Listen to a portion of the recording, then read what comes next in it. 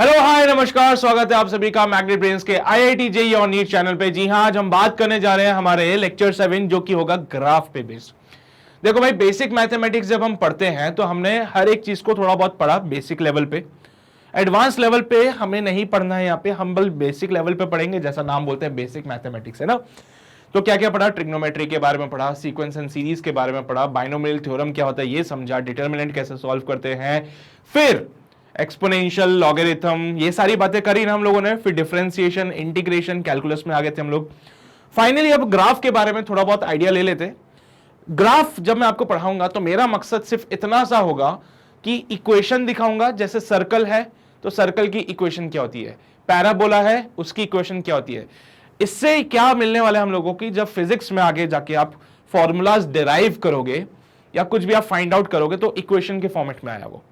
तो अगर कोई आपसे बोल दे कि भैया इसका ग्राफ बनाओ, तो इक्वेशन को देख के आपको पता चलना चाहिए कि भाई इसका ग्राफ पैराबोला बनेगा या इलिप्स बनेगा या क्या जो भी होगा, वो सब हम बात करेंगे। ठीक है, चलिए भाई तो शुरू करते हैं। लेकिन उससे पहले जो लोग मुझे नहीं जानते, मेरा नाम आशीष कपलेश है। पिछले 6 सालों से मैं जेईई एस्पिरेंट्स को पढ़ा रहा हूं। अभी तक मोर देन 50,000 स्टूडेंट्स को पढ़ा चुका हूं और ये जो मेरा एक्सपीरियंस है ये डेफिनेटली आपके लिए बहुत फायदेमंद रहेगा। लेकिन आपको जो करना है वो ये है कि जो भी चीजें मैं आपको यहां पे टॉपिक वाइज एक्सप्लेन कर रहा हूं वो आपको अपने हाथों से नोट्स बनाने हैं, वो जरूरी है।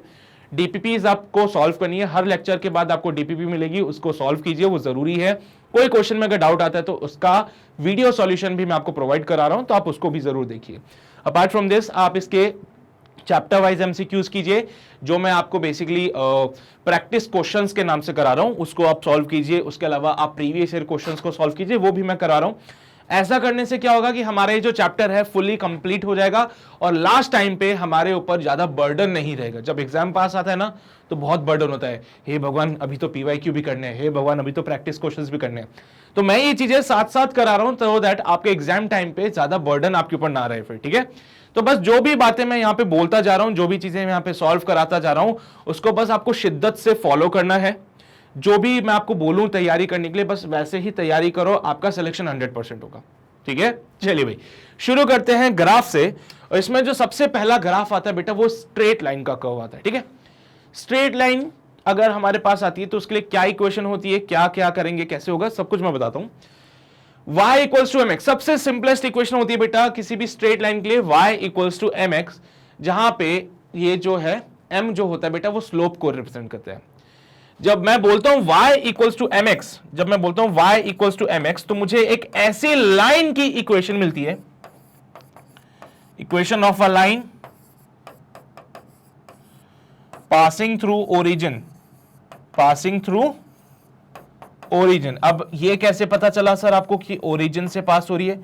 बेटा जब भी आपके पास इक्वेशन आए और आपको ग्राफ बनाने में कंफ्यूजन हो तो आप x की वैल्यू पुट कर करके y की वैल्यू निकालते जाइएगा। जैसे कि मैं यहां पे ग्राफ बनाता हूं, देखना भी फील आएगा तुम लोगों को।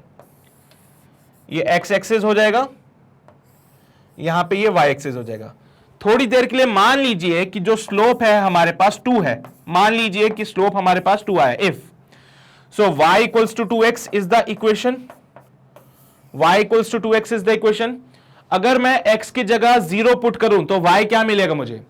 x की जगह 0 पुट कर दूं तो y भी मुझे 0 मिल जाता है। तो ये वाला पॉइंट कहां मिलेगा? 0,0, ये रहा सर। x की जगह अगर 1 पुट करूंगा तो y मुझे 2 मिलेगा। तो x इक्वल्स टू 1 पे y का वैल्यू मुझे 2 मिलेगा। तो ये वाला पॉइंट कहां आएगा?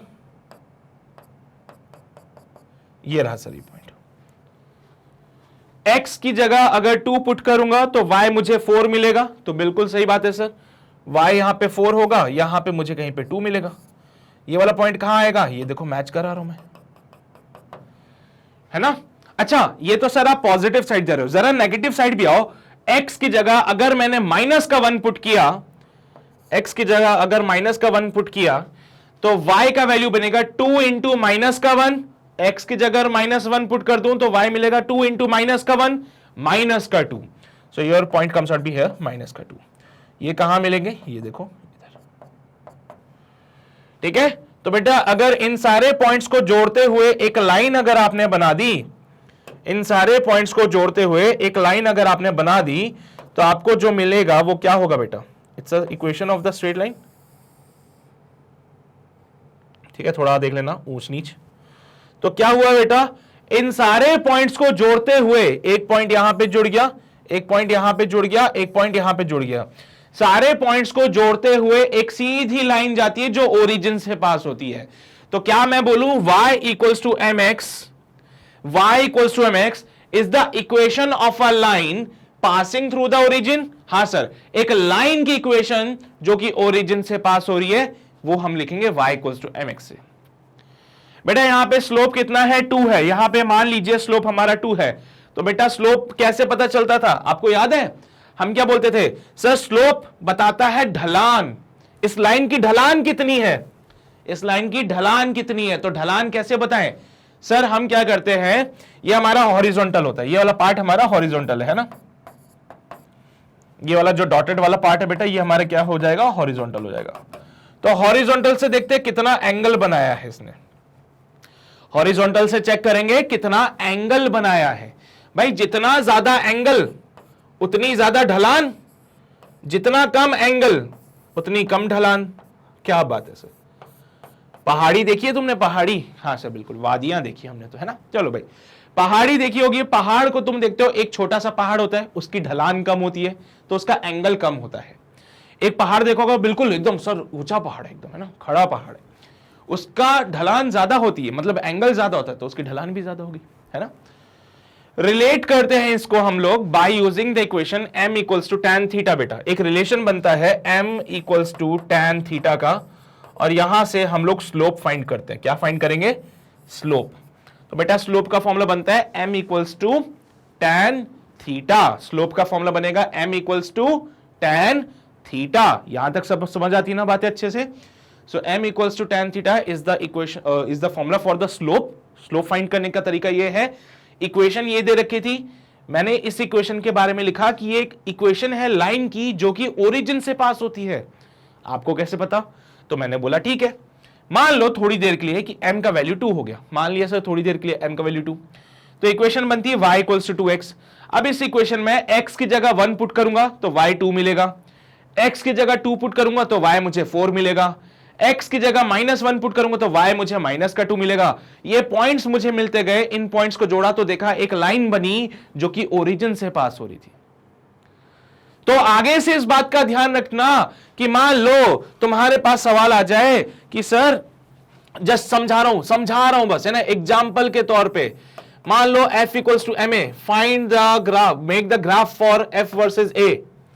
बोलो भाई क्या बनाओगे, अगर f इक्वल्स टू ma का फॉर्मूला मिला है तो f वर्सेस a का ग्राफ क्या कहलाएगा आपका, f वर्सेस a का ग्राफ कैसा बनाओगे आप लोग, हाँ f वर्सेस a का ग्राफ कैसा बनाओगे, f equals to ma equation है अब तो बन गई सर देखो ये है y, हाँ सर, ये है x, हाँ सर, ये है मास, अरे मास है बेटा, ये स्लोप नहीं है, हाँ, लेकिन ये कहीं ना कहीं हमें स्लोप को ही रिप्रेजेंट कर रहे हैं। तो अगर f इक्वल्स टू ma बोल दिया बेटा तो f वर्सेस a का ग्राफ कैसा बनेगा, तो सर f वर्सेस a का जो ग्राफ बनेगा it should be a straight line passing through the origin. बेटा ये ग्राफ बनेगा f इक्वल्स टू ma का, f इक्वल्स टू ma। भैया एक बार m को हटा दीजिए थोड़ी देर के लिए, अगर m को हटा दे तो क्या f प्रोपोर्शनल है a के, इसका तात्पर्य a का वैल्यू अगर 1 पुट करोगे तो f का वैल्यू भी आपको कितना मिलेगा, a के प्रोपोर्शनल में ही हो सकता है 1 मिले, 2 मिले, 3 मिले, है ना। तो जो भी होगा अकॉर्डिंगली हम स्लोप के बेसिस पे डिफाइन करते हैं। यानी कि a को अगर इंक्रीज कर दिया जाए तो क्या f भी इंक्रीज हो जाएगा। मैंने उल्टा बोल दिया है, अगर फोर्स को इंक्रीज कर दूं तो क्या a भी इंक्रीज हो जाएगा उस केस में, बिल्कुल सर। अरे भैया जितना ज्यादा फोर्स लगाओगे उतनी स्पीड से गाड़ी बढ़ेगी, उतना ज्यादा एक्सेलरेशन होगा। देखो जैसे जैसे f इंक्रीज हो रहा है यहां से ऊपर जाते जाते, वैसे वैसे a को भी इंक्रीज होना पड़ रहा है ना। आप देख सकते हो बेटा जैसे जैसे फोर्स इंक्रीज हो रहा है वैसे वैसे a भी इंक्रीज हो रहा है। तो आपको समझ आती है ना कि f इक्वल्स टू ma दे दिया और अगर फोर्स और एक्सेलरेशन का ग्राफ मांगा तो ये एक स्ट्रेट लाइन बनेगा जो कि ओरिजिन से पास हो रहा है, बस। तो फिजिक्स में ग्राफ ऐसे काम आने वाले, और भी बहुत सारे एग्जांपल्स है, अभी आएंगे, थोड़ा सा सब्र करो, बहुत सारे एग्जांपल्स होंगे ऐसे, है ना, कोई स्पेसिफिक ये नहीं बोल रहा हूं। अच्छा P इक्वल्स टू mv, एक और फॉर्मूला होता है बेटा मोमेंटम का फॉर्मूला बनता है P equals to m v. बेटा कोई बोलते हैं मोमेंटम और वेलोसिटी के बीच में ग्राफ बनाओ, मोमेंटम और वेलोसिटी के बीच का ग्राफ बनाओ, तो फिर से वही बात है sir, P equals to m v में m बोले तो मास, v बोले तो वेलोसिटी। अरे मास इंटू वेलोसिटी तो होता ही है, मास इंटू वेलोसिटी होता है। तो बेटा यहां पे क्या बोलेंगे कि मोमेंटम जो है वो मास इंटू वेलोसिटी है, और अगर मोमेंटम और वेलोसिटी में ग्राफ बनाना है तो क्या मैं बोलूं कि सर जैसे जैसे मोमेंटम इंक्रीज होगा वेलोसिटी भी इंक्रीज होगा। क्या is this the equation of a straight line passing through the origin? तो क्या इसका आंसर यही बन रहा है आपका भी? देख लीजिएगा। तो देखो भाई ये स्ट्रेट लाइन का ग्राफ आपके फिजिक्स में ऐसे काम आने वाला है ना, तो इस बात का थोड़ा सा ध्यान रखिएगा। जस्ट थोड़ा सा फील दे रहा हूं, फील देने की कोशिश कर रहा हूं। ऐसा नहीं है कि P और V के बीच में ग्राफ पूछेगा आपसे, नहीं, कुछ भी पूछ सकता है वो, है ना। जरूरी नहीं है कि P और V के बीच में ही ग्राफ पूछेगा, वो ग्राफ और चीजों के रिलेटेड पूछेगा। मैं तो बस तुम्हें समझाने की कोशिश कर रहा हूं कि हाँ देखो ऐसी चीजें आती हैं फिजिक्स में, ठीक है। कोई पूछेगा कि sir y equals to M x, कहां काम आएगा फिजिक्स में? देखो भाई ऐसी जगहों पे काम आ रहा है फिजिक्स में। Got it? क्लियर है? स्लोप निकालना सिखाऊं? चलो भाई, स्लोप निकालने के लिए हम बोलते हैं कि sir m equals to tan theta होता है, लेकिन यहां पे आपको याद हो एक बार पहले भी लेक्चर लिया था मैंने, है ना। चलो भाई कैसे करते हैं वो सब बताता हूं। बेटा मान लो कोई कर्व या फिर कोई ग्राफ अगर इस फॉर्मेट में है, या फिर मैं इक्वेशन लिख देता हूं पहले, y equals to M x plus minus C. लीजिए भाई साहब, y equals to M x plus minus C, ये जो c होता है बेटा इसको इंटरसेप्ट कहते हैं, ठीक है।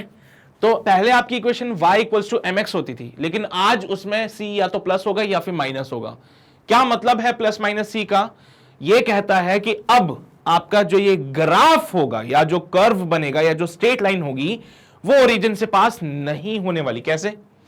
मान लीजिए मैंने आंसर ले लिया y equals to M x plus C का, y equals to M x plus C का। बेटा सबसे पहले x को 0 पुट किया, x 0 पुट करने से y का वैल्यू c मिलता है, x 0 y का वैल्यू c। बेटा x 0 यानी कि y एक्सिस है, तो y एक्सिस पे यहां पे देखो बेटा c 0, c, this is the point.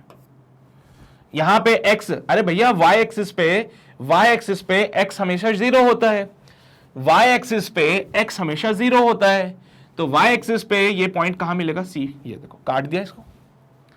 अब आप कुछ भी कर लो, x का वैल्यू 1 पुट कर लो तो y का वैल्यू जो मिलेगा mx प्लस 1 मिल जाएगा। मान लीजिए स्लोप हमारे पास थोड़ी देर के लिए मान लीजिए 2 है, if the slope is 2, so y equals to 2x plus का 1। बेटा x की जगह 1 है तो y का वैल्यू मिल जाएगा 3, x की जगह 1 है तो y का वैल्यू मिल जाएगा 3। यानी कि x की जगह अगर आप 1 पुट कर रहे हो ना, x की जगह अगर 1 पुट करोगे तो y का वैल्यू आपको कहीं पे मिलेगा, ये है ना। थोड़ा सा आगे बना देता हूं इसको मैं,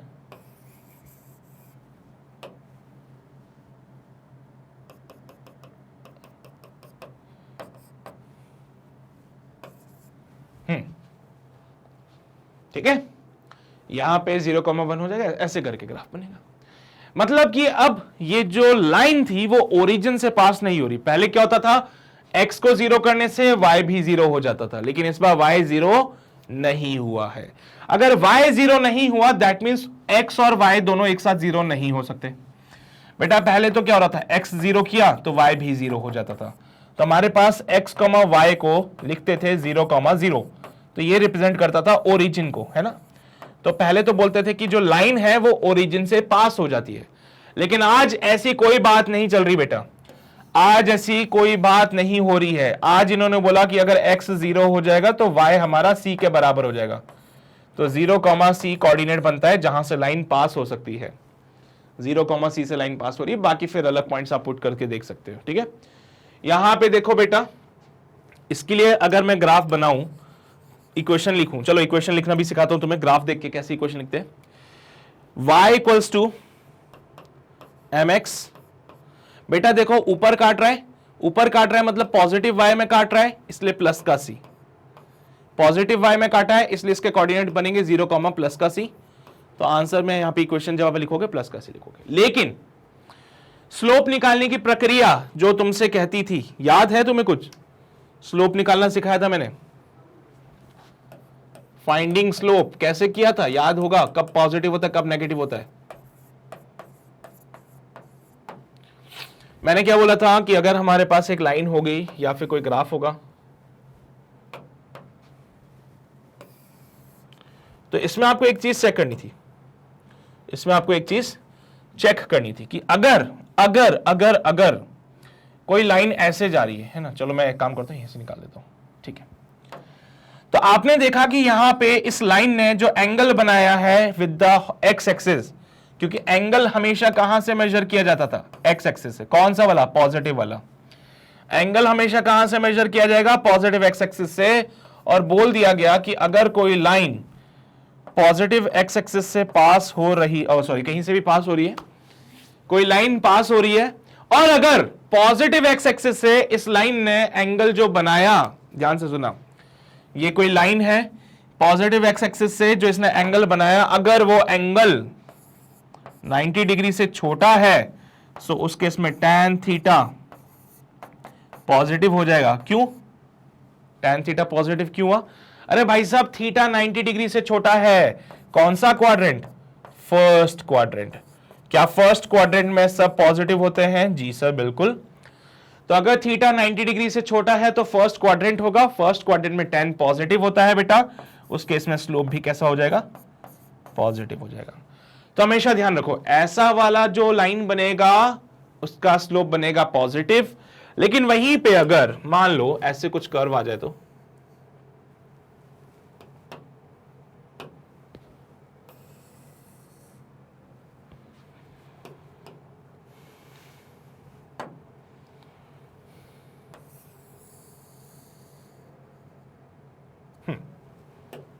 ठीक है। अब यहां आप एंगल जो देखोगे बेटा, पॉजिटिव एक्स एक्सिस से कितना एंगल बनाया है?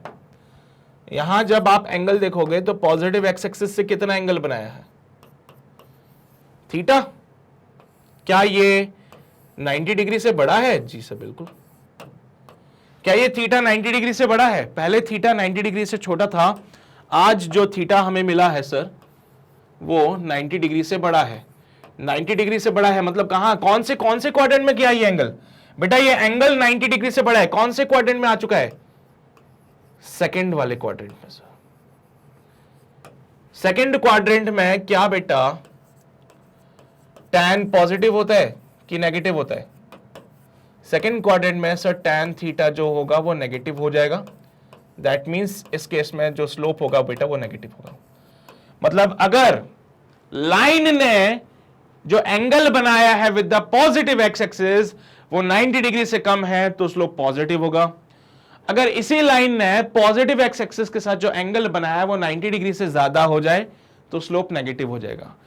ध्यान रखने वाली बात इतनी सी है कि अगर आपका कर्व इस डायरेक्शन में जा रहा है बेटा, ऐसे इस डायरेक्शन में जा रहा है तो स्लोप पॉजिटिव लेना, लेकिन यही कर्व अगर इस डायरेक्शन में जा रहा है तो आप नेगेटिव स्लोप लेना। तो बस थोड़ी सी तरीके हैं याद करने के। कॉन्सेप्ट मैंने बता दिया कि थीटा 90 डिग्री से कम होगा, फर्स्ट क्वाड्रेंट है, tan पॉजिटिव होता है। थीटा 90 डिग्री से ज्यादा हो गया, सेकंड क्वाड्रेंट है, tan नेगेटिव होता है, इसलिए स्लोप नेगेटिव है। अब ये सोच सकते हो तो बहुत अच्छी बात है, नहीं तो सीधा से दिमाग लगाना, इधर वाला कर्व पॉजिटिव, इधर वाला कर्व नेगेटिव, बस इतना सा सोच लेना, ठीक है। ये वाला कर्व देखो कहां जा रहा है सर, इसका तो स्लोप ही नेगेटिव है। और देखो ना, क्या ये थीटा 90 डिग्री से ज्यादा भी दिख रहा है? जी सर, बिल्कुल। तो इसका स्लोप होगा नेगेटिव, तो y इक्वल्स टू माइनस का mx प्लस का c। This is the answer for this. यहां पे मैंने प्लस का लगाया था क्योंकि थीटा जो था बेटा यहां पे वो 90 डिग्री से छोटा था और यहां इस केस में स्लोप पॉजिटिव होगा। यहां पे थीटा 90 डिग्री से बड़ा था इसलिए स्लोप यहां पे नेगेटिव हो जाएगा। सो y इक्वल्स टू माइनस का mx plus c, this is the equation. क्या मुझे थर्ड इक्वेशन के बारे में बता सकते हो आप? थर्ड ग्राफ को देख के क्या इसका इक्वेशन बना सकते हैं? सर यहां पे आप देख सकते हो कि जो c है वो नेगेटिव y पे आ चुका है। यहां पे जो c है, अभी तक c कहां आ रहा था बेटा? पॉजिटिव y, अभी c आ चुका है नेगेटिव y पे, तो ये इसके कोऑर्डिनेट बनेंगे 0, माइनस का c। क्या बनेगा ये? 0, माइनस का c। बेटा इसकी इक्वेशन लिखनी चली तो y इक्वल्स टू थीटा देखा 90 डिग्री से छोटा है ना ये?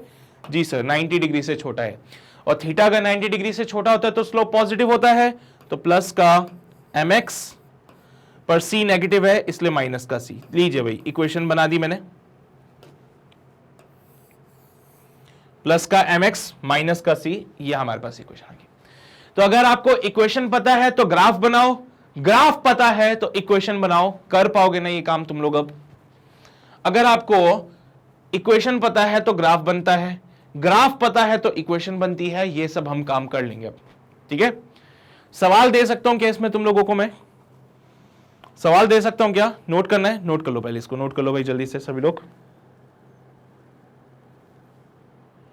कर लिए नोट? हाँ भाई, draw the graph for the equation 2y equals to 3x plus का 2, also find the slope and the intercept. Intercept मतलब c का वैल्यू, स्लोप मतलब m का वैल्यू, और ये रही ग्राफ की इक्वेशन। तो इक्वेशन से ग्राफ बनाना है। सर हमें पता है y equals to mx plus का c होता है ना, प्लस माइनस का c जो भी आएगा। मुझे अपनी गिवन इक्वेशन को इस फॉर्मेट में कन्वर्ट करना है। तो ये जो गिवन इक्वेशन है कोशिश करो इसको कन्वर्ट कर सके इस फॉर्मेट में। कर लेंगे सर। देखो 2y is equals to 3x plus का 2, y equals to 3/2 x plus 2/2, y equals to 3/2 x plus का 1। कन्वर्ट कर ली क्या इस इक्वेशन को? वो देखो sir 2y equals to 3x plus 2 था, इसको मैंने y equals to mx plus c के फॉर्म में कन्वर्ट किया है। y equals to mx plus का c कंपेयर किया इससे, तो ऑन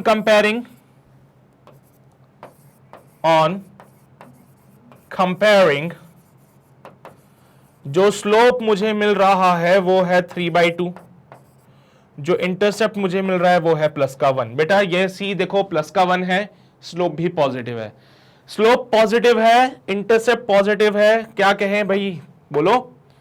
स्लोप भी पॉजिटिव, इंटरसेप्ट भी पॉजिटिव, जीवन में और क्या चाहिए? इतनी पॉजिटिविटी है हमारे पास, है ना।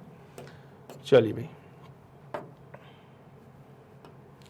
कैसे बनाएंगे sir? y equals to mx plus का c, ग्राफ कुछ इस प्रकार से बनेगा इसका,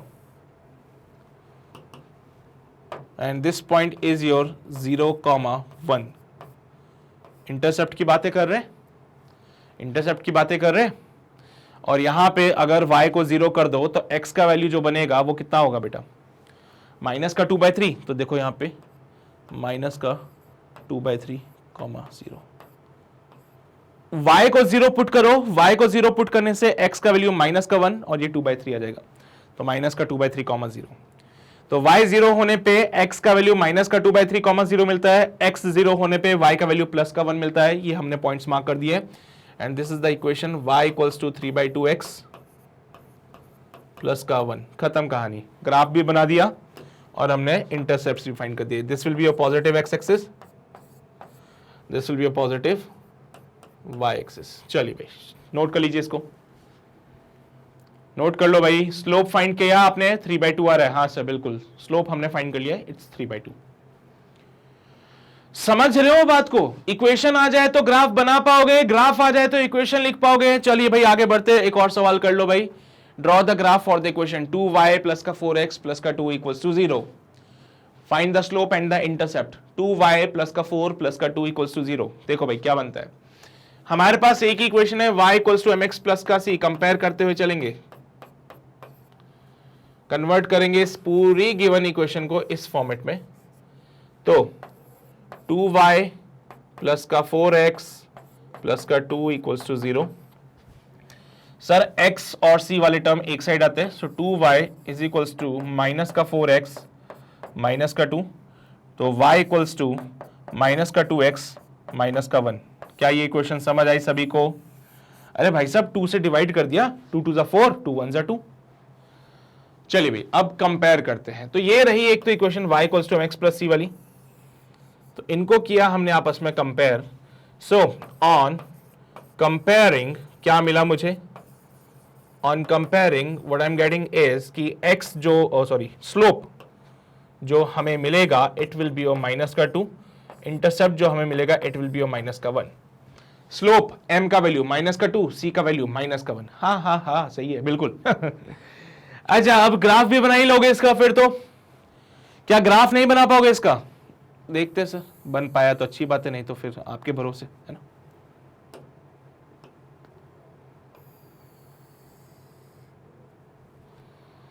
ठीक है सर, बहुत बढ़िया। स्लोप नेगेटिव है, इंटरसेप्ट भी नेगेटिव है, तो स्लोप भी नेगेटिव, इंटरसेप्ट भी नेगेटिव, क्या ग्राफ ऐसा बनेगा? देखो भाई, इंटरसेप्ट कितना, c का वैल्यू माइनस का 1, तो 0 कॉमा माइनस का 1 यहां पे आ गया। आप देख सकते हो पॉजिटिव एक्स एक्सिस से जो एंगल बन रहा है वो 90 डिग्री से बड़ा है। पॉजिटिव एक्स एक्सिस से, अरे भैया एक्स एक्सिस से जो एंगल बन रहा है वो 90 डिग्री से बड़ा है, मतलब कि स्लोप नेगेटिव है इसका। तो स्लोप देखो ना नेगेटिव है, माइनस का 2 है।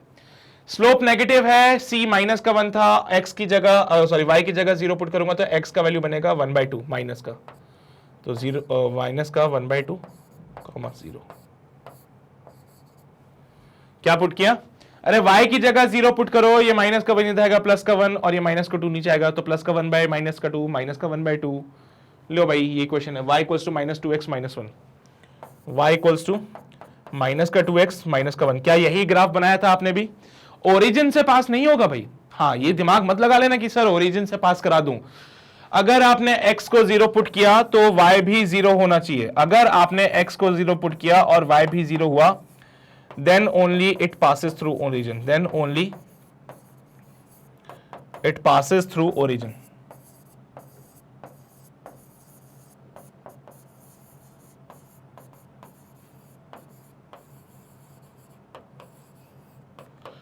क्या बोले बेटा? कि अगर x 0 पुट करने पे y भी 0 हो जाए तो ही ओरिजिन से पास होगा, अदरवाइज कभी ओरिजिन से पास नहीं होगी लाइन।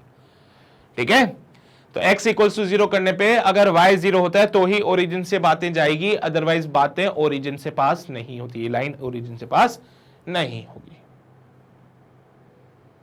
नोट कर लिया सभी ने? समझ आती है बातें? बढ़े आगे। चलिए भाई, तो इक्वेशन हो गई है y equals to mx plus का c, जो मैं आपको बता चुका हूं। स्लोप होता है बेटा tan थीटा, जो मैं आपको बता चुका हूं। इंटरसेप्ट होता है y एक्सिस पे, जिसको c से लिखते हैं, ये भी मैंने आपको बता दिया है। x एक्सिस पे जो इंटरसेप्ट होता है माइनस का c/m होता है। सर ये क्या मतलब हुआ? अरे ये x एक्सिस पे इंटरसेप्ट माइनस का c/m, c कितना है 1, m कितना है 2, तो माइनस का c/m 1/2, 1/2। नहीं भरोसा, माइनस का c/m। चलो भाई लिखो, माइनस ऑफ c का वैल्यू माइनस का 1, m का वैल्यू माइनस का 2, माइनस माइनस मर गया, आंसर आया माइनस का 1/2। तो क्या मुझे x इंटरसेप्ट माइनस का 1/2 मिला है? क्या मुझे y इंटरसेप्ट माइनस का 1 मिला है? तो ये भी तो वही कह रहा है, intercept on the x axis, intercept on the x axis minus का c/m, ये तो हम पहले ही जानते थे। अरे y को 0 कर दो तो x इंटरसेप्ट मिलेगा, लिख देता हूं यहां पे, y 0 करने से बेटा हमें मिलता है x इंटरसेप्ट। इंटरसेप्ट का मतलब ये वो पॉइंट है जहां पे हमारी जो लाइन है वो x एक्सिस को कट करती है। x 0 करने से मुझे मिलता है बेटा y intercept. y intercept y axis पे वो लाइन है जहां पे ये कर्व इसको कट करता है। x इंटरसेप्ट मतलब x एक्सिस पे वो पॉइंट जहां से लाइन पास हो रही है। y इंटरसेप्ट मतलब y एक्सिस पे वो पॉइंट जहां से लाइन पास हो रही है। तो x इक्वल्स टू 0 करने से आपको मिलता है x इंटरसेप्ट, ठीक है, सॉरी y इक्वल्स टू 0 करने से आपको मिलता है x इंटरसेप्ट, और x इक्वल्स टू 0 करने से मिलता है y इंटरसेप्ट। ध्यान रखना ये बात, ठीक है। ये सारी बातें हमने कर ली है। ग्राफ देखो, कुछ नई बात सीखने को मिलने वाली आज।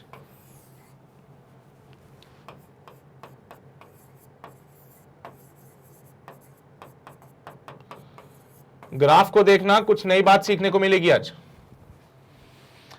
सर जी मान लो कोई लाइन अगर ऐसी हो जाए जो कि x एक्सिस के पैरेलल है, मान लो कोई लाइन ऐसी हो जाए जो x एक्सिस के पैरेलल है, तो ये x एक्सिस के साथ तो 0 एंगल बना रही है, तो इसका थीटा हो जाएगा कितना 0, और भैया tan 0 तो 0 होता है, tan 0 तो 0 होता है, तो क्या स्लोप भी इसका 0 हो जाएगा? बिल्कुल।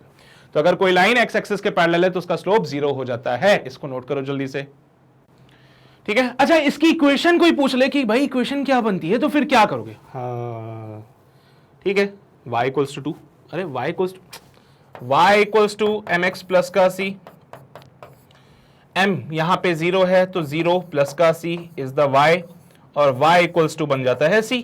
मतलब यहां पे अगर y इक्वल्स टू c है तो आप इसका लाइन बना सकते हो सीधी, और यहां पे ये वाला जो कोऑर्डिनेट आ जाएगा वो बेटा वो आ जाएगा 0, c का। तो this is the equation y equals to c के लिए। तो अगर कोई बोले y इक्वल्स टू 2 का कर्व बनाना है तो बना पाओगे क्या तुम लोग? स्ट्रेट लाइन बना पाओगे हैं? अगर मैं बोल दूं y इक्वल्स टू 2 पे ग्राफ बनाओ,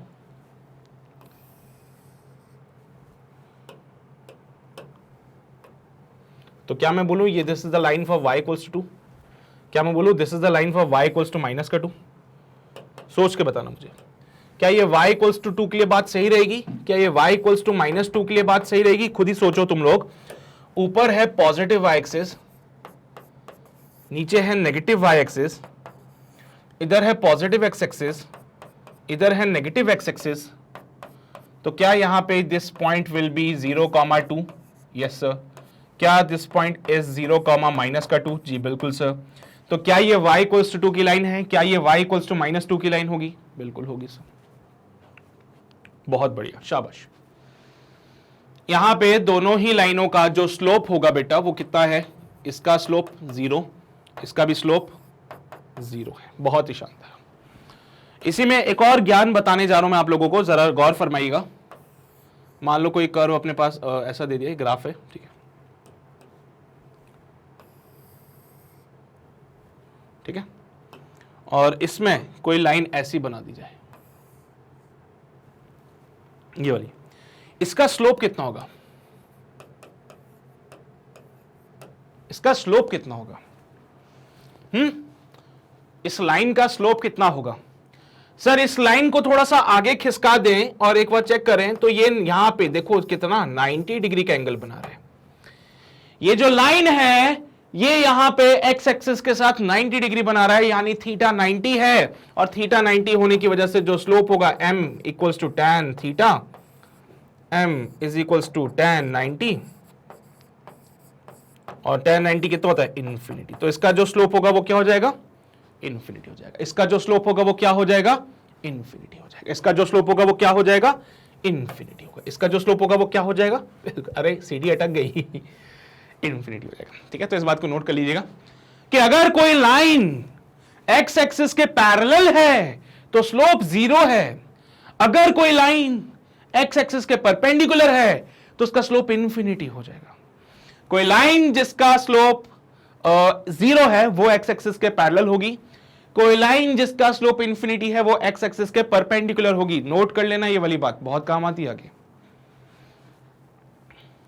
line parallel to the x-axis has a slope 0. Line perpendicular to the x-axis has a slope of infinity, and this is all about this straight line part. Note कर लीजिए भाई जल्दी से, note कर लो भाई जल्दी से, छाप लो, है ना। चलिए भाई बहुत बढ़िया, आगे बढ़ते हैं। अभी हम लोग आगे देखते हैं। यहां देखो तो क्या दिखता है सर, अगर स्लोप 45 डिग्री हो जाए, अगर यहां पे थीटा 45 डिग्री हो जाए तो स्लोप 1 होगा। तो इस लाइन की इक्वेशन अगर मैं लिखना चाहूं तो क्या लिखूंगा? y equals to M x plus का c। सर m जो होता है वो tan थीटा होता है। बाय चांस अगर थीटा 45 डिग्री हो गया तो जो स्लोप बनेगा क्या वो tan 45 बनेगा? क्या tan 45 डिग्री 1 होता है? क्या यहां पे स्लोप 1 हो जाएगा? तो क्या यहां पे लाइन का equation y equals to 1x plus का c और y equals to x plus का c हो जाएगा।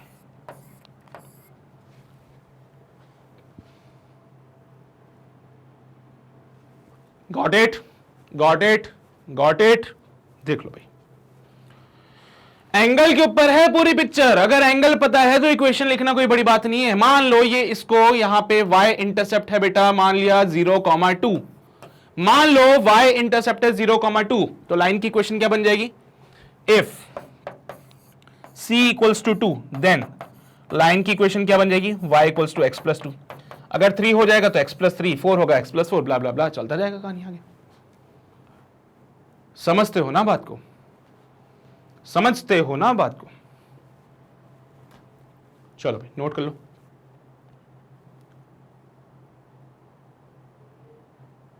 किया नोट? मैं आगे बढ़ता हूं, यहां पे आता हूं। ओहो क्या बात, 120 डिग्री। क्या ये एंगल 90 डिग्री से बड़ा है? जी बिल्कुल 90 डिग्री से बड़ा है। ऐसे वाली लाइन क्या ये नेगेटिव स्लोप को रिप्रेजेंट करती है? जरा इक्वेशन तो लिख के बता दो। y equals to M x plus c, y equals to slope बनेगा, पता नहीं क्या बनेगा सर, चेक करते हैं। m equals to tan 120 degree. या tan 120 डिग्री कितना होता है? ये होता है tan ऑफ 180 डिग्री माइनस का 60 डिग्री, माइनस का tan 60 डिग्री, और 60 डिग्री तो माइनस का अंडर रूट ऑफ 3 होता है। ओए होए होए, सही बात है, स्लोप बन गया। यहां पे बोलूंगा माइनस का under root of 3x plus का c। लो भाई इक्वेशन बन गई, माइनस का रूट 3। अरे भैया देखो तो 120 को 180 माइनस 60 लिखा जाता है, और ये क्या है? इवन मल्टीपल है, tan का tan रहेगा, 60 का 60 आएगा, माइनस आएगा क्योंकि सेकंड क्वाड्रेंट में आ चुके हैं।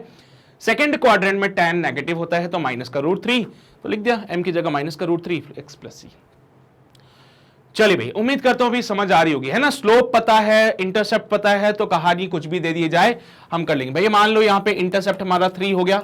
If intercept is 3 then the equation is given as under root of 3 minus का x प्लस का 3।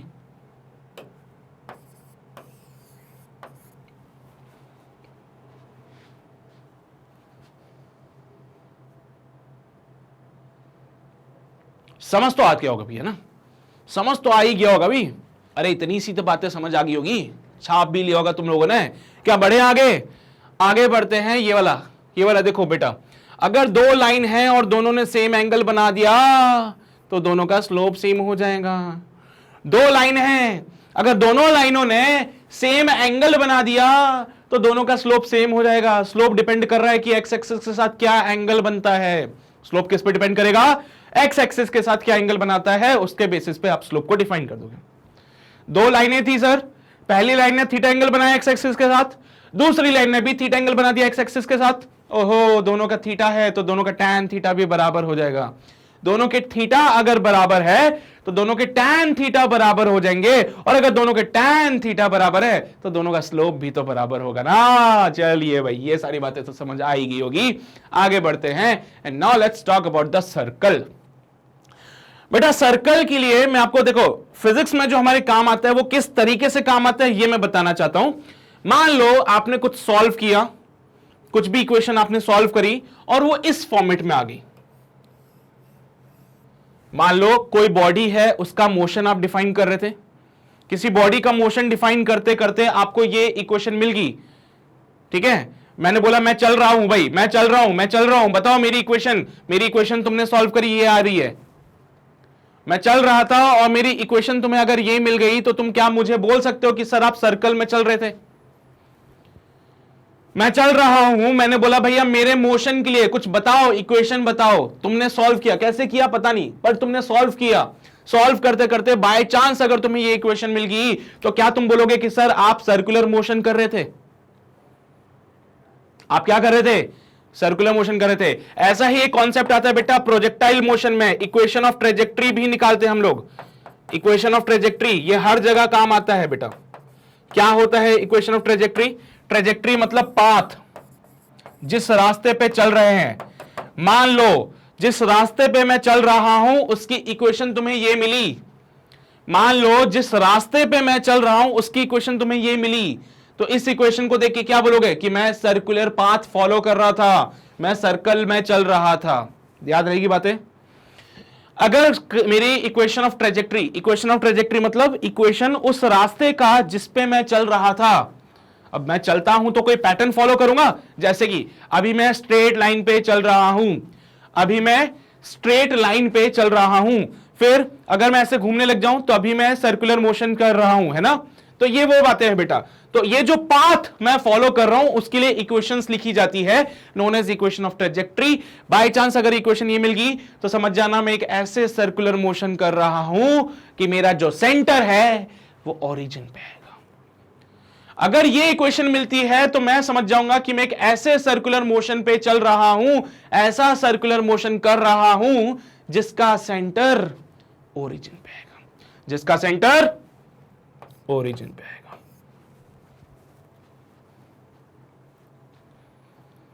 ए इज द रेडियस, सेंटर कहां है, ओरिजिन पे।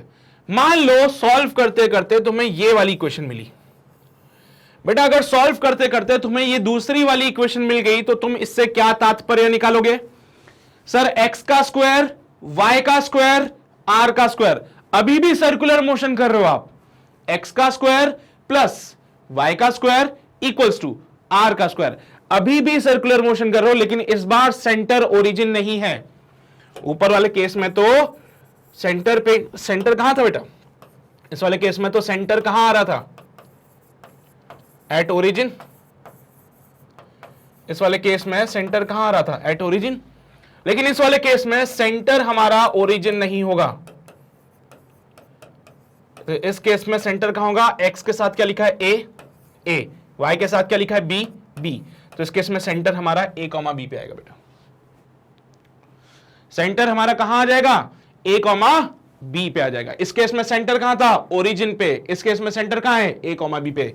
इसके लिए ऊपर वाले के लिए ग्राफ ये बन गया बेटा, है ना? दिख रहा है तुम लोगों को? ऊपर वाले के लिए ग्राफ बन गया। इस वाले के लिए मैं बनाने जा रहा हूं भी।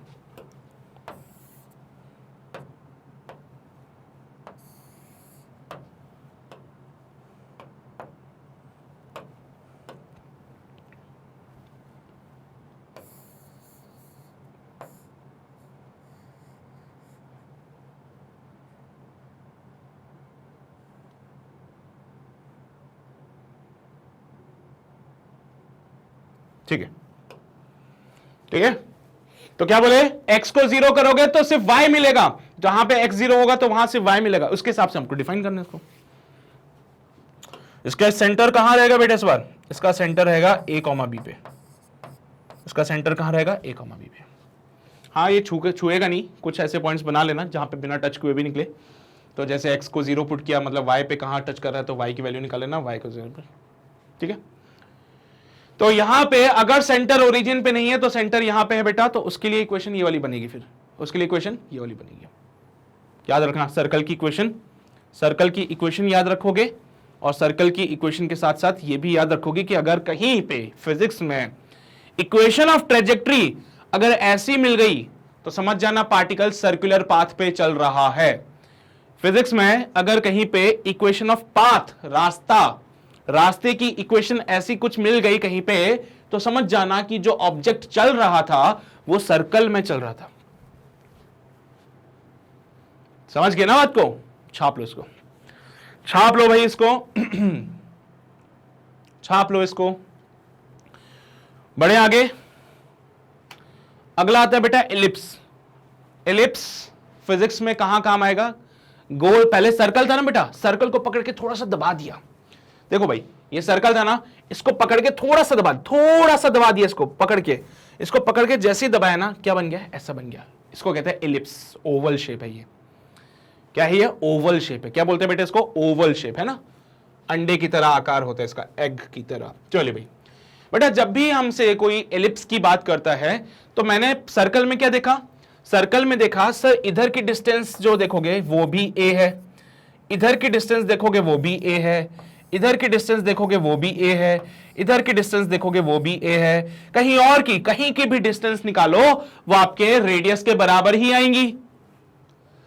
कहीं की भी डिस्टेंस निकालो वो आपके रेडियस के बराबर ही आएगी। चलो मैं a ना लेके एक काम कर लेता हूं, r ले लेता हूं। ठीक है, तो यहां पे डिस्टेंस निकाला, ये r आया बेटा। यहां का डिस्टेंस निकाला, r आया। यहां का डिस्टेंस निकाला, r आया। इधर का डिस्टेंस निकाला, r आया। तो सर्कल की एक टेंडेंसी है, आप कहीं पे भी कोई सी भी डिस्टेंस निकाल लो वो r के बराबर होगी।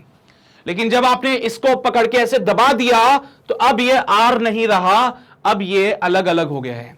तो बेटा एक्स एक्सिस पे सेंटर से मैंने जो डिस्टेंस निकाला वो हो गया a, y एक्सिस पे सेंटर से जो डिस्टेंस निकाला वो हो गया b। बेटा ये एक्सिस बड़ी दिख रही है आपको? ये एक्सिस बड़ी दिख रही है, इसको बोलेंगे मेजर एक्सिस। ये एक्सिस बड़ी, अरे ये वाली लंबी दिख रही है ना, तो इसको क्या बोलेंगे बेटा? Major axis. Major axis.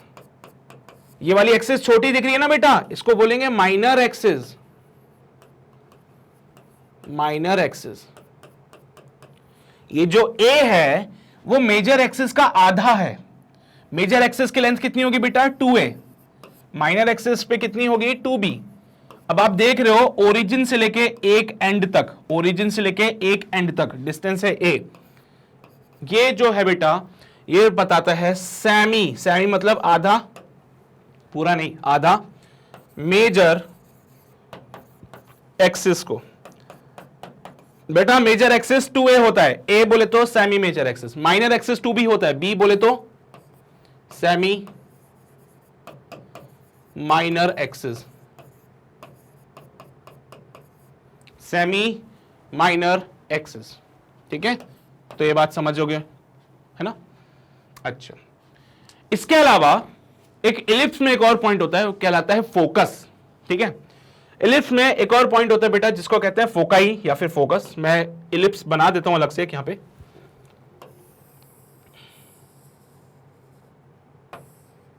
ठीक है, एक इलिप्स मैंने बना दिया यहां पे ताकि अपने को चीजें समझ आ सके इजीली।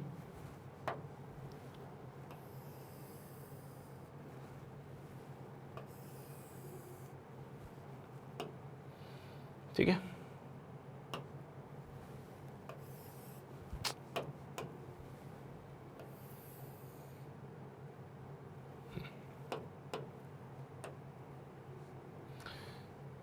किसी भी इलिप्स के अंदर दो फोकस होते हैं, एक होता है एफ, एक होता है एफ डैश।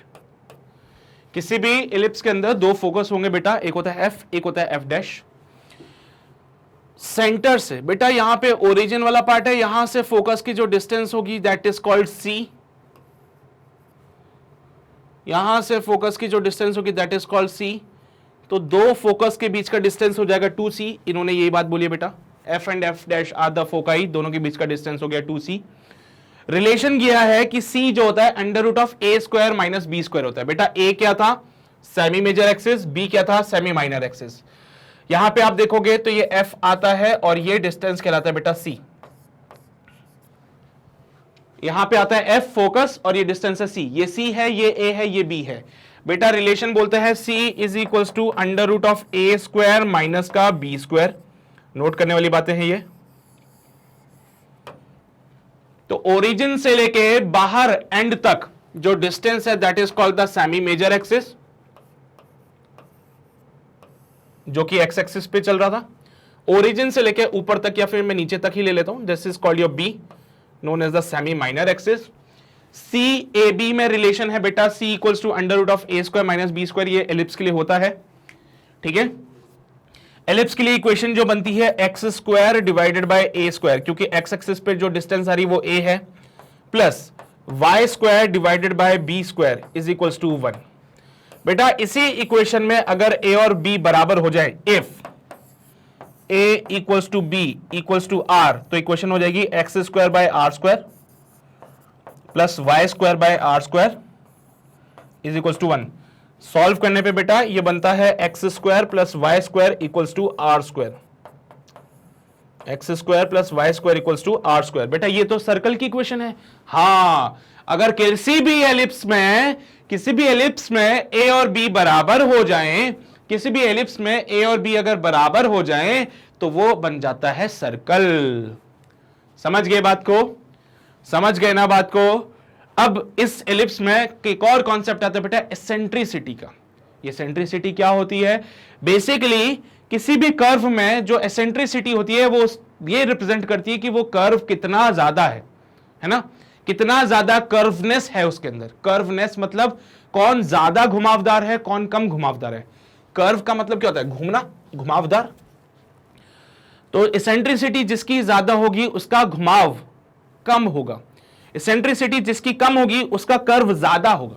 जैसे कि एग्जांपल के तौर पे एक कर्व ऐसा बना है बेटा, एक कर्व ऐसा बनाऊं और एक कर्व ऐसा बना दूं। इसकी जो एसेंट्रिसिटी होगी E1, इसकी एसेंट्रिसिटी E2, इसकी एसेंट्रिसिटी E3। बेटा सबसे कम एसेंट्रिसिटी जो होगी वो E3 की होगी, उससे ज्यादा E2 की और सबसे ज्यादा E1 की। तो एसेंट्रिसिटी बेसिकली कर्वनेस को रिप्रेजेंट करती है और एसेंट्रिसिटी जिसकी जितनी कम होगी वो उतना ज्यादा शार्प कर्व होगा। जिसकी एसेंट्रिसिटी कम होती है बेटा वो शार्प कर्व होता है,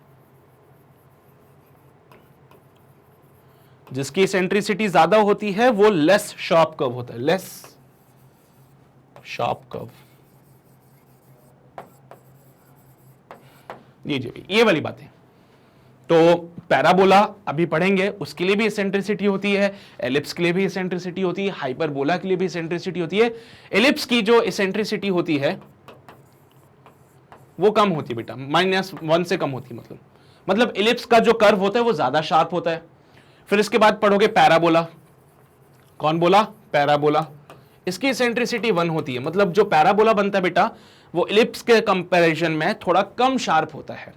फिर एक बनता है बेटा हाइपरबोला, है ना। ये सर कौन कौन बोल रहा है आज? पहले पैराबोला फिर हाइपरबोला, है ना। इसकी इसेंट्रिसिटी बेटा 1 से ज्यादा होती है। तो देखो ये अगर एलिप्स को रिप्रेजेंट करता है बेटा, तो अगर ये एलिप्स को रिप्रेजेंट कर रहा है तो ये रिप्रेजेंट करेगा पैराबोला को और ये रिप्रेजेंट करेगा आगे हाइपरबोला को। ऐसी कहानी चलती है बेटा। फिर तो हाइपरबोला बनाओगे इसी टाइप का कर्व बनेगा, पैराबोला का ऐसे ही कर्व बनेगा, एलिप्स का थोड़ा सा शार्प बनता है इन सबसे। एलिप्स का जो कर्व होता है ना बेटा वो इनसे थोड़ा सा शार्प बनता है, ठीक है।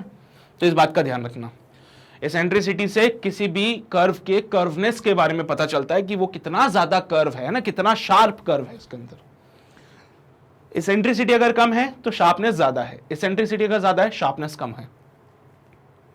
चलो देख लो भाई, eccentricity of a ellipse is less than 1। Obviously बात है सर, ज्यादा शार्प होता है। Eccentricity is basically the ratio of the distance of a point on the ellipse from the focus and from the directrix. बेटा directrix एक line बनाते हैं वहां से, ठीक है। तो उस डायरेक्ट्रिक्स से पॉइंट का और फोकस से पॉइंट का डिस्टेंस एसेंट्रिसिटी कहलाता है। फॉर्मूला जो बनता है एसेंट्रिसिटी का होता है बेटा C/A। C is the distance of the focus और A जो होता है बेटा डिस्टेंस होता है of the end of the ellipse from the centre. Eccentricity का फॉर्मूला बनता है बेटा ये, ठीक है। Eccentricity generally measures the ovalness of the ellipse. अब एलिप्स क्या शेप का था बेटा? ओवल। एलिप्स का अगर हम यहां पे बात करें तो क्या शेप है? ओवल है बेटा। ओवल शेप कहते हैं बेटा इसको। क्या बोलेंगे इसको? Oval shape. तो बेसिकली वो ओवलनेस को बता रहे, उसकी शार्पनेस को बता रहे कि कितना शार्प कर्व बन सकता है यहां पे। तो एसेंट्रिसिटी अगर कम है तो शार्पनेस ज्यादा है, एसेंट्रिसिटी अगर ज्यादा है तो शार्पनेस कम है। फॉर्मूला बनेगा बेटा एसेंट्रिसिटी का C/A। C होता है distance of the focus from the centre, A होता है distance of the end of the ellipse from the centre. Eccentricity का फॉर्मूला याद रखने वाली बात, ठीक है। अब तुमने C का एक रिलेशन पढ़ा था √A² - B²। तो चाहो तो वो भी लिख सकते हो यहां पे। कैसे? E equals to C/A। बेटा since we know that C equals to √A² - B²। Sir ये सब कहां से आई? बेटा ये हमें नहीं पढ़ना है कि ये कहां से आई, क्योंकि हमारे लिए कोई काम की चीज नहीं है। C को यहां पुट किया, एसेंट्रिसिटी का एक और फॉर्मूला आया √A² - B² divided by A। बेटा एक काम करो, ये A को अंदर भेज दें।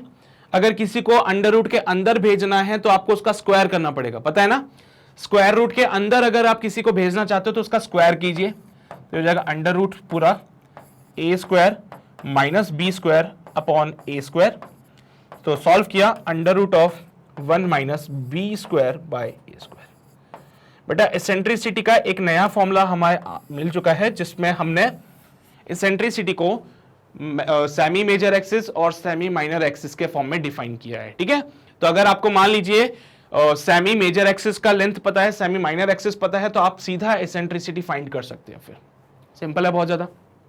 चलो तो एक काम कीजिए, नोट करना चाहते हैं एलिप्स की बातें नोट कर लीजिए, एलिप्स की बातें नोट कर लीजिए। अच्छा एक बात बताओ, कभी चलते चलते तुम्हें मेरा इक्वेशन ऑफ ट्रेजेक्ट्री ये मिल जाए तो क्या बोलोगे? अगर तुम्हें मेरा इक्वेशन ऑफ ट्रेजेक्ट्री ये मिल जाए तो क्या बोलोगे कि मैं कौन से रास्ते पे चल रहा हूं? Elliptical path. मैं कौन से रास्ते पे चल रहा हूं? एलिप्टिकल पाथ पे चल रहा हूं। हमारे प्लैनेट्स कौन से रास्ते पे चलते हैं? एलिप्टिकल पाथ पे चलते हैं। तो अगर अर्थ का इक्वेशन ऑफ ट्रेजेक्ट्री को देखोगे, अर्थ की इक्वेशन ऑफ ट्रेजेक्ट्री को देखोगे तो वो इस फॉर्मेट में होंगी, ऐसी नहीं होगी ना ना ना, ऐसी नहीं, इस फॉर्मेट में। अभी पढ़ेंगे, आगे पढ़ेंगे तो मैं बताऊंगा मैं इक्वेशन ऑफ ट्रेजेक्ट्री कैसे निकालते हैं और वहां पे वो रिलेशन निकालना भी बताऊंगा। तो आप जब इक्वेशन ऑफ ट्रेजेक्ट्री निकालते हो तो वो इस फॉर्मेट में आएगी बेटा। इस फॉर्मेट में अगर वो आती है तो आपको पता चल जाएगा कि भाई वो एलिप्स या फिर एलिप्टिकल पाथ फॉलो कर रहे हैं। तो हमारे जो प्लैनेट्स होते हैं वो एलिप्टिकल पाथ फॉलो करते हैं, वो कभी भी सर्कुलर पाथ फॉलो नहीं करते, ठीक है। केपलर अंकल ने वाली बात बताई थी। तो केपलर्स लॉ से पता है कि जो प्लैनेट होते हैं वो एलिप्टिकल पाथ पे होते हैं और प्लैनेट के लिए जब इक्वेशन ऑफ ट्रेजेक्ट्री देखोगे वो इस फॉर्मेट में होगी बेटा, ठीक है। नोट कर लीजिए इसको। कर लिया है नोट? ये भी नोट करो। कर लिया है भी नोट? ये भी नोट कर लो। अभी ये सारी बातें भी तुम पढ़ोगे, ऐसा नहीं कि जो ग्राफ मैं तुम्हें पढ़ा रहा हूं ये बस पहली और आखिरी बार पढ़ दो यहां पे, नहीं नहीं भाई, मैथ्स में भी आएगी सारी बातें। मैथ्स में तो बल्कि और डिटेल में सवाल करोगे इन पे तुम, खतरनाक वाले एसेंट्रिसिटी वगैरह पे क्वेश्चन सॉल्व करोगे मैथ्स में तुम लोग इस पे बेस्ड, वो नेक्स्ट लेवल के क्वेश्चंस होंगे। और ठीक है, तो वो हमें वहां तक नहीं जाना है क्योंकि हमारे फिजिक्स में इतना इस्तेमाल है ही नहीं इस चीज का, तो हम उसको उस लेवल तक नहीं लेके जा रहे, हम सिर्फ बेसिक बातें समझ रहे हैं जो हमारे फिजिक्स में काम आ सके बस। ठीक है, अगला जो कर्व है बेटा वो होता है पैराबोला। पैराबोला कहां देखने को मिलेगा? तुमने फुटबॉल को किक मारी, फुटबॉल को किक मारी तो फुटबॉल कैसे जाती है बेटा? मान लो ये तुम हो यहां पे और तुमने फुटबॉल को किक मारी तो फुटबॉल कैसे जाती है? ऐसे। हाँ, तो ये क्या है? पैराबोला। देखो ऐसे ही है पाथ कुछ। तो अगर तुम फुटबॉल को किक मारोगे तो फुटबॉल एक पाथ फॉलो करके जाती है, इसको बोलते हैं पैराबोलिक पाथ। Parabolic path. हाँ, तो अगर कोई आपसे फुटबॉल के मोशन के बारे में पूछ ले, फिर फुटबॉल के इक्वेशन ऑफ ट्रेजेक्ट्री के बारे में पूछ ले, फिर तो फुटबॉल की जो इक्वेशन ऑफ ट्रेजेक्ट्री यानी कि पाथ की इक्वेशन थी बेटा, इक्वेशन ऑफ ट्रेजेक्ट्री मतलब जो फुटबॉल का रास्ता था उसकी इक्वेशन कोई पूछ ले तो आपको वो y square equals to 4ax के फॉर्मेट में मिल सकती है, या फिर आपको मिलेगी x square equals to 4ay के फॉर्मेट में।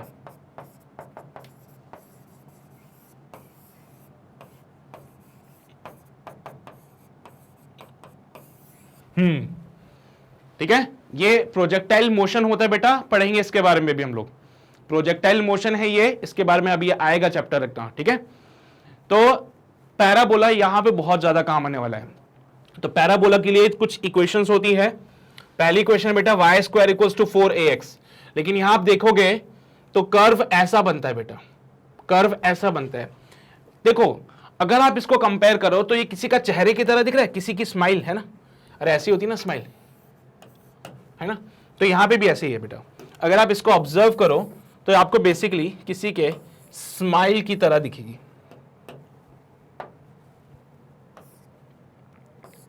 हाँ सर बिल्कुल, तो ये हंसता हुआ जो चेहरा है दिख रहा है आपको, हंसता हुआ चेहरा, वो कहां जा रहा है? जिसकी पावर 1 है, जो अकेला है भैया, जो अकेला है जिसकी पावर 1 है, चेहरा हंसता हुआ उसकी तरफ बनेगा।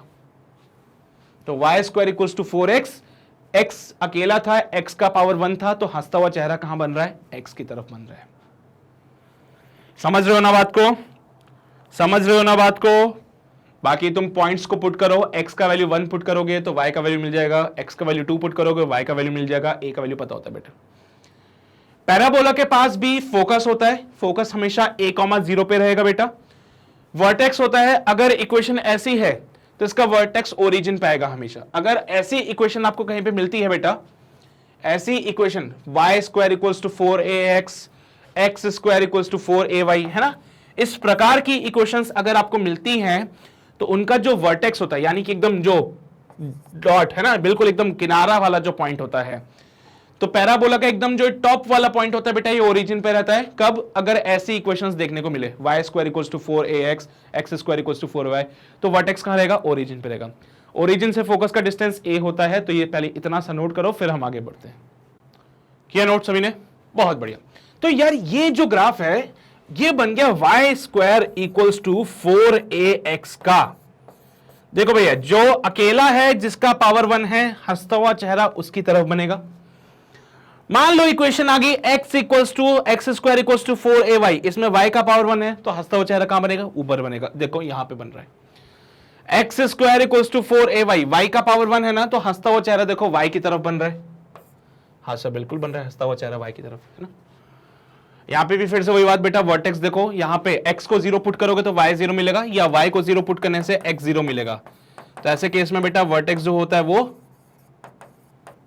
0,0 पे रहता है फिर, है ना। तो यहां पे भी देखो आप वर्टेक्स 0,0 पे है, लेकिन इस बार y की जो भी वैल्यूज आ रही बेटा, जो भी आप वैल्यू पुट कर रहे हो 0,a, तो देखो वो y पे पुट करो, है ना। तो यहां पे आप ध्यान रखना, फोकस कहां पे आएगा?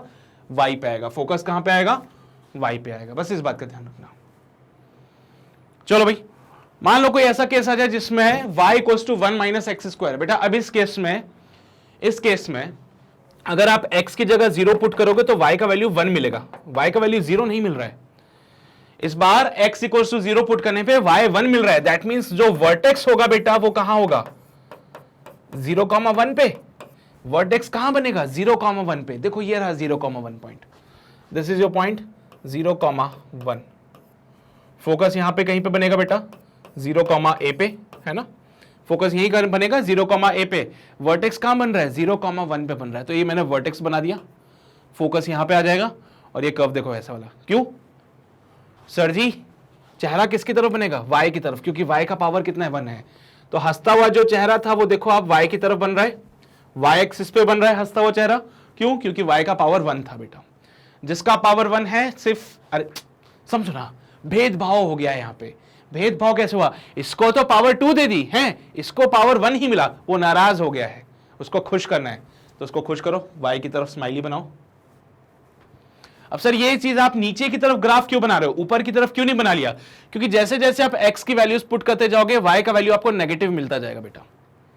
जैसे कि x इक्वल्स टू 0 पे y का वैल्यू आपको 1 मिला, x इक्वल्स टू 1 पे y का वैल्यू 0 मिलेगा आपको, जो कि यहां पे आएगा बेटा पॉइंट। x इक्वल्स टू 1 पे बेटा y का वैल्यू 0 मिलता है, जैसे यहां पे देखो एट दिस पॉइंट, यहां पे कहीं पे, ठीक है। फिर x इक्वल्स टू 2 पुट करोगे तो y का वैल्यू मिलेगा बेटा माइनस का 3, 2 टू 4 होते हैं, 1 माइनस 3 माइनस। तो आप देख रहे हो x का वैल्यू जैसे जैसे इंक्रीज करते जा रहा हूं, जैसे जैसे मैं x की तरफ बढ़ता जा रहा हूं, ये कर्व नीचे आता जा रहा है। जैसे जैसे मैं x में आगे इंक्रीज होता जा रहा हूं, कर्व नीचे आ रहा है, मतलब नेगेटिव y एक्सिस पे जा रहा है, इसलिए मैंने नीचे की तरफ फेस किया उसका। तो ये तो सारे कोऑर्डिनेट्स के हिसाब से बेटा एडजस्ट करना तो चाहता ही होगा अपने को, है। इतनी बातें तो पता नहीं कि x की वैल्यू के हिसाब से y को एडजस्ट करना है। तो जैसे जैसे x को इंक्रीज करता जा रहा हूं, जैसे जैसे x को इंक्रीज करता जा रहा हूं, y नीचे आता जा रहा है। वही बात है बस, और कुछ नहीं। ठीक है सर, समझ गया सब, बढ़िया तरीके से क्लियर हो दीजिए। अगला है बेटा 1 प्लस एक्स स्क्वायर। अब फिर से वही बात होगी, अगर x को 0 करूंगा तो y का वैल्यू 1 आ जाएगा, x को अगर मैं 0 करूंगा तो y का वैल्यू मुझे 1 मिल जाएगा। तो क्या मेरा वर्टेक्स 0,1 पे रहेगा फिर से, हाँ सर बिल्कुल, वर्टेक्स हमारा अभी भी आप देख लीजिए कहां पे है, वर्टेक्स है 0,1 पे। फोकस यहां पे कहीं मिलेगा 0,a पे, फोकस आ जाएगा बेटा। अपार्ट फ्रॉम दिस फिर से वही कोऑर्डिनेट वाली बातें होगी। इस बार y का पावर कितना है बेटा, 1 है। तो खुश किसको करना है, खुश किसको करना है, जिसका पावर 1 होता है। तो 1 की तरफ स्माइली बना दी, 1 की तरफ स्माइली बन गई, ठीक है। अब क्या होगा, x का वैल्यू 0 पुट करने पे y का वैल्यू 1 आ रहा है, ठीक है सर। x का वैल्यू 1 पुट करने पे y का वैल्यू 2 आ रहा है, x का वैल्यू 2 पुट करने पे y का वैल्यू कितना आ रहा है बेटा, 5। हाँ, मतलब जैसे जैसे x को इंक्रीज कर रहे हो y भी इंक्रीज हो रहा है, जैसे जैसे x इंक्रीज कर रहे हो y पॉजिटिव में इंक्रीज हो रहा है, इसलिए ग्राफ ऊपर की तरफ जा रहा है। देखो जैसे जैसे आप x में इधर इंक्रीज हो रहे हो y भी इंक्रीज हो रहा है, ऊपर पॉजिटिव में जा रहा है वो ग्राफ। समझते हो ना ये वाली बात है। तो अरे x की वैल्यू पुट करके देखा यार, x को जैसे जैसे इंक्रीज कर रहा हूं y भी इंक्रीज हो रहा है, जैसे जैसे x इंक्रीज हो रहा है y भी इंक्रीज हो रहा है, कहां तक जाएगा, इन्फिनिटी तक। जैसे जैसे x इंक्रीज हो रहा था y भी इंक्रीज हो रहा था, और कहां तक जा रहा है, इन्फिनिटी तक। x को अगर मैं इन्फिनिटी पुट कर दूं तो y भी इन्फिनिटी पे चला जाएगा, चला गया इन्फिनिटी तक। समझते हो ना बात को।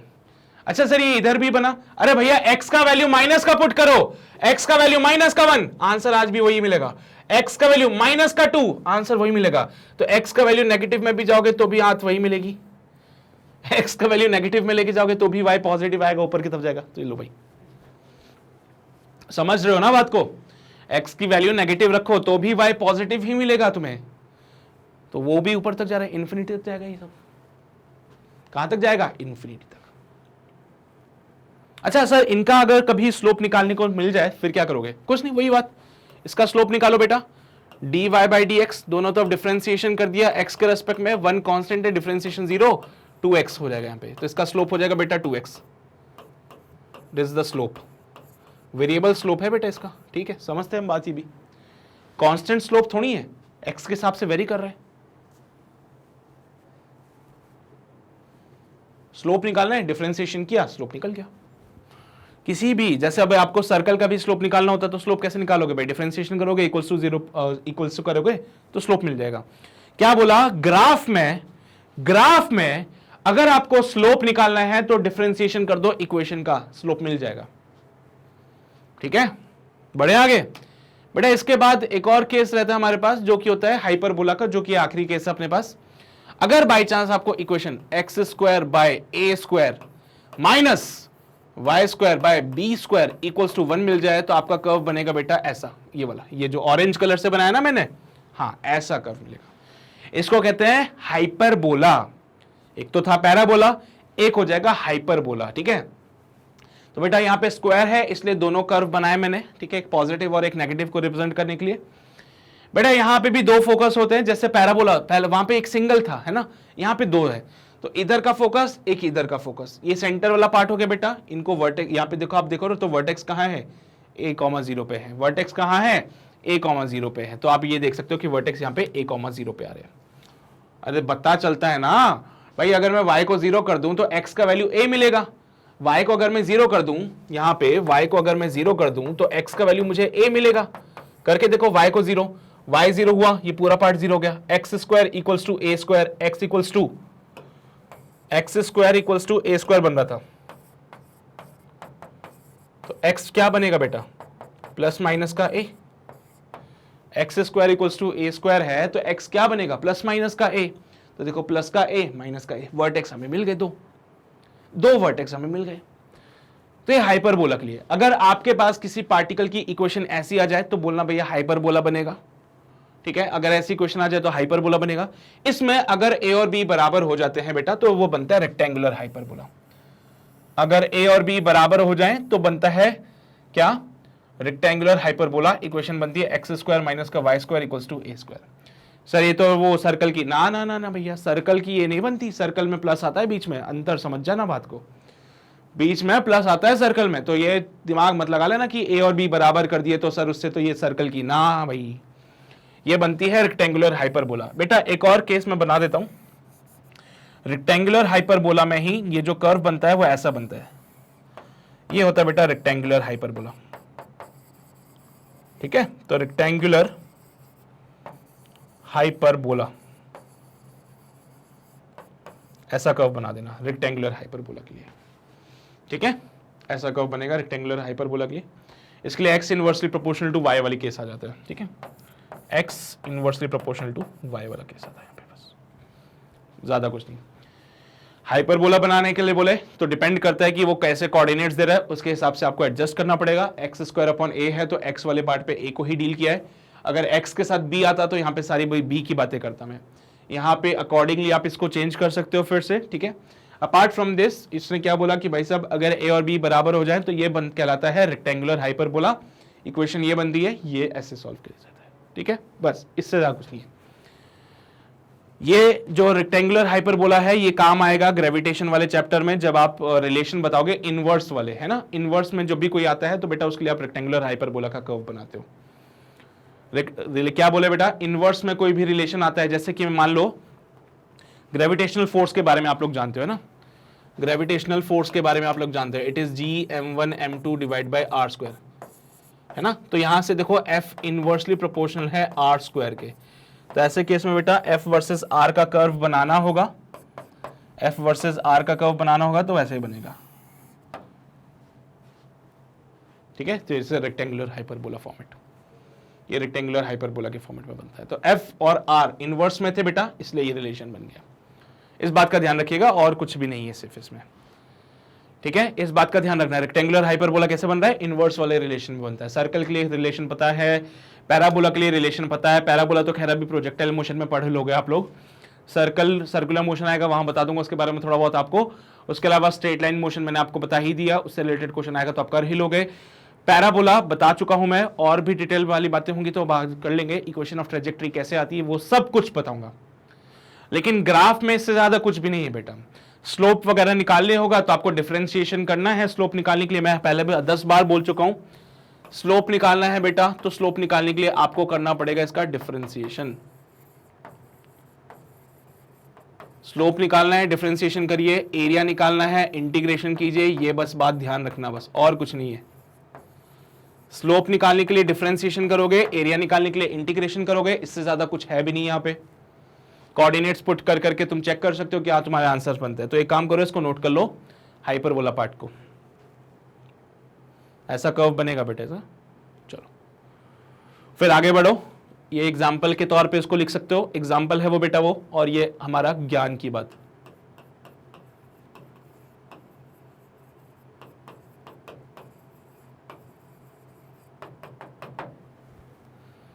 नोट कर लो जल्दी से, इसको कर लिया नोट सभी ने, समझ गए ना बात को, वेरी गुड। तो यहां पे हमारा ये जो ग्राफ का सेक्शन है, देखो भाई ज्यादा नहीं है, मेरे को तुम्हें बस वो इक्वेशंस बतानी थी, इक्वेशंस के साथ में तुम्हें जो कर्व बनता है वो कैसे बनता है वो सब बताना था मेरे को, वो सब मैंने बता दिया, हमारे फिजिक्स के लिए काफी हो जाएगा। बाकी तुम तो जेईई एस्पिरेंट्स हो, पढ़ोगे बढ़िया तरीके से, मैथ्स में एकदम है ना जी जान से आग लगा दोगे, बहुत बढ़िया। सो यस, वीडियो दोबारा देखना है तो वेबसाइट पे आके देख सकते हो। क्या करना है उसके लिए, गूगल पे जाना है, www.magnetbrain.com सर्च कर लेना, सर्च करोगे तो पेज खुलेगा, यहाँ पे आके पेज में IIT JEE पे जाना, मेरे लेक्चर्स मिल जाएंगे, वॉच नाउ पे क्लिक करोगे तो ऐसा एक वीडियो और सामने आएगा। भाई इसमें मैंने सारी चीजें एक्सप्लेन कर दी यहाँ पे कि क्या क्या चीजें मैं आपको कवर करवाने जा रहा हूँ। थोड़ा सा नीचे स्क्रॉल करोगे तो आपके वो चैप्टर्स आपको मिल जाएंगे जो अभी तक मैं कवर करवा चुका हूँ। इनफैक्ट आज का लेक्चर भी यहीं पे मिल जाएगा आपको, DBP सारी यहीं पे मिल जाती है। तो क्या है, इधर उधर जाके भटकने की जरूरत नहीं है, आप सीधा यहीं आ जाओ, यहाँ पे आके अपने लेक्चर्स को देख सकते हो। आपका भी बहुत सारा टाइम बच जाएगा और ये बिल्कुल फ्री रहेगा आपके लिए। कभी ऐसा नहीं होगा 2 लेक्चर देखने के बाद कोई सब्सक्रिप्शन कोड वगैरह कुछ लगाना पड़ेगा, कुछ नहीं है भैया, कोई सब्सक्रिप्शन नहीं लेना है, कोई कूपन कोड नहीं लेना है, सब कुछ फ्री है यहाँ पे, ठीक है। तो इस चीज का थोड़ा सा ध्यान रखिएगा, आपका टाइम इंपॉर्टेंट है बहुत। अपार्ट फ्रॉम दिस, हाँ अगर चैनल पे नए हो तो वो जो लाल बटन है उसको दबा दो, उसके बगल में जो घंटा है उसको बजा दो, सो दैट आप कोई नोटिफिकेशन मिस ना करें। आज सेशन पसंद आया हो तो लाइक जरूर कर देना, और हाँ अपने भाई बंधु सखा सहेली तक ये सेशन जरूर पहुंचाइए, उनको बोलिए जाके कि भैया जेईई की तैयारी कर रहे हो तो कहां भटक रहे हो, मैग्नेट ब्रेन आ जाओ, ठीक है। चलो भाई, तो अपना ये चैप्टर यहाँ पे समाप्त होता है, बेसिक मैथमेटिक्स का। यार इसके प्रैक्टिस क्वेश्चंस वगैरह मुझे कुछ खास मिले नहीं, बट फिर भी एक बार मैं देख लूंगा, अगर मुझे मिलते हैं तो उसका एक सेशन कंडक्ट करवा दूंगा, क्योंकि बेसिक मैथ्स से डायरेक्ट क्वेश्चन नहीं आता बेटा हमारे इसमें, है ना। क्वेश्चंस में कहीं ना कहीं इनका एप्लीकेशन होता है। So direct question basic maths से नहीं था, वेक्टर्स से डायरेक्ट क्वेश्चंस बन रहे थे, तो वेक्टर्स का पार्ट मैंने आपको करा दिया था। लेकिन बेसिक मैथ्स से डायरेक्ट क्वेश्चंस नहीं है कोई भी, तो मुझे नहीं लगता इसका कोई प्रैक्टिस सेशन होगा, और वैसे भी ये सारी बातें आप पढ़ने वाले हो ऑलरेडी डिटेल में, ठीक है। तो आई थिंक इसके कोई प्रैक्टिस वाला सेशन नहीं होगा जिसमें प्रैक्टिस क्वेश्चंस कराए जाए, या प्रीवियस ईयर क्वेश्चंस इसके नहीं है, क्योंकि सवाल आए ही नहीं है ज्यादा, है ना। 1-2 सवाल होंगे तो तुम कहीं दिख जाए गलती से तो सॉल्व कर लेना उसको वहीं पे। बाकी इसके बाद एक नया चैप्टर हम शुरू करेंगे, वो होगा काइनेमेटिक्स का, और जो फिजिक्स की बातें होंगी वहां से हम शुरू कर देंगे टोटली, ठीक है। चलिए भाई, तो मिलते हैं आपसे अगले सेशन में, तब तक अपना ध्यान रखो, पढ़ाई करते रहो, ऑल द वेरी बेस्ट।